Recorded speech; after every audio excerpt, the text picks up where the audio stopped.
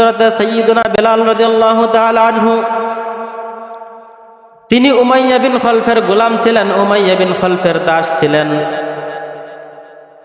সাইয়্যিদুনা বেলাল রাদিয়াল্লাহু তাআলা আনহু ইসলাম গ্রহণ করার কারণে তার যে কাফের মনিব ছিল উমাইয়া বিন খলফ, সে হযরতে বেলালকে হাত পা বেঁধে গলার মধ্যে দড়ি পেঁচিয়ে দড়ি বেঁধে বখাটে ছেলেদের হাতে তুলে দিত।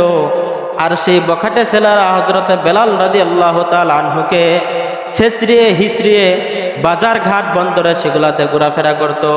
বলেন নাউজুবিল্লাহ। কি পরিমাণ কষ্টই না দিত।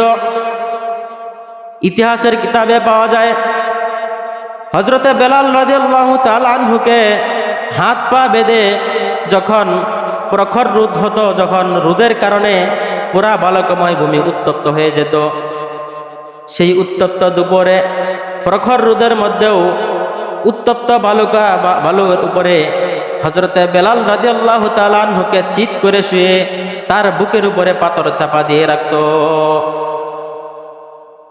অথচ সেই সীমাহীন কষ্টের মধ্যেও, এত জুলুম নির্যাতনের শিকার হওয়া সত্ত্বেও তিনি কখনো ইসলাম ছাড়েন নাই। তিনি মুহাম্মদ সাল্লাল্লাহু আলাইহি সাল্লামের নাম বলতেছিলেন। তার মুখ দিয়ে শুধু একটাই কালেমা উচ্চারণ হচ্ছিল, আহাদ আহাদ আহাদ। তিনি শুধু আহাদ আহাদ শব্দ বলে যাচ্ছিলেন। আহাদ শব্দের অর্থ হচ্ছে এক এবং একক, উদ্দেশ্য হচ্ছে একমাত্র আল্লাহ তাআলা। সিদ্দিক আকবর রাদিয়াল্লাহু তাআলা আনহু এই অবস্থা দেখে তার মনে অনেক দয়া হয়ে গেল।